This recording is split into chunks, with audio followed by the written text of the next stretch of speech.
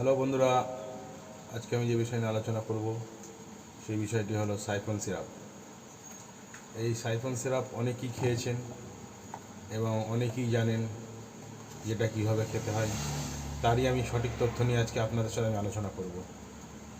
তো ভিডিওটি আপনারা শেষ পর্যন্ত অবশ্যই দেখুন, নাহলে কিছু কিছু তথ্য আপনারা মিস করবেন।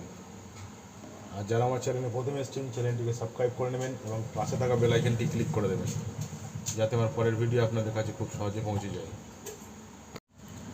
এই যে সিরাপটি দেখতে পাচ্ছেন, সিরাপটা মোটামুটি বেশিরভাগ মানুষই জানে যে সাইফন সিরাপ খেলে খিদে হয়, এবং অনেকেই এই সিরাপটা ব্যবহার করেছে, ভালো রেজাল্ট পেয়েছে। আর অনেকে বলে ভালো রেজাল্ট পায়নি।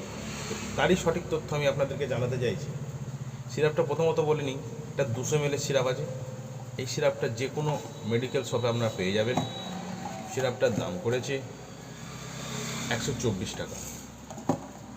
তো এই সিরাপটার কম্পোজিশন আছে আপনার সাইপ্রোহেপ্টাডাইন, ট্রাইক্লোরাইন সিট্রেট অ্যান্ড সরবিটল। এই যে তিনটে কম্পোজিশান আছে, এই তিনটে কম্পোজিশান থাকার কারণ সিরাপটা খেলে খিদে বাড়ে এবং লিভারটা ভালো থাকে আর ঘুম হয়। তো এই সিরাপটা কারা ব্যবহার করবে? যারা রোগা এবং খিদে হয় না, তারা এই সিরাপটা ব্যবহার করবে। সিরাপটা ব্যবহার করার নিয়ম হচ্ছে, যারা 18 বছরের বেশি বয়স, তারা 10 ml করে দুবার খাবার আগে খাবে। খাবার ঠিক আধ ঘন্টা আগে খাবে। ধরুন দুপুরে ভাত খান, তখন আধ ঘন্টা আগে খেয়ে নিলেন। আবার রাত্রিবেলায় ভাত খাবার আধ ঘন্টা আগে খেয়ে নেবেন। আর যাদের 10 থেকে 12 বছর বয়স এবং 10 থেকে 18 বছর বয়স যাদের, তারা 5 ml করে দিনে দুবার খাবে। ঠিক ওরাও খাবার আগে খাবে। আর সিরাপটা খেতে খেতে ঝট করে বন্ধ করবেন না।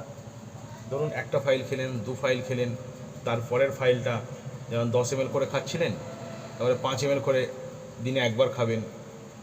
আবার ধরুন তারপরে 5 ml করে একবার হয়ে গেল, তারপরের মাসে 5 ml করে একদিন ছাড়া ছাড়া খাবেন। এইভাবে সিরাপটা যদি খেতে থাকেন, তাহলে আপনার যে খিদেটার গ্রোথটা যেটা বেড়েছিল সেটা কমবে না, খিদের গ্রোথটা একই রকম থাকবে। আর যদি হট করে ছেড়ে দেন, তাহলে কিন্তু সিরাপটার যে উপকারিতা আছে সেটা পাবেন না। আরও যদি কিছু জানার থাকে আমাকে কমেন্ট করুন, আমি আপনাদেরকে রিপ্লাই করে জানিয়ে দেবো। ভিডিও যদি ভালো লেগে থাকে একটি লাইক আর এবং শেয়ার করে দেবেন। ভালো থাকুন, সুস্থ থাকুন।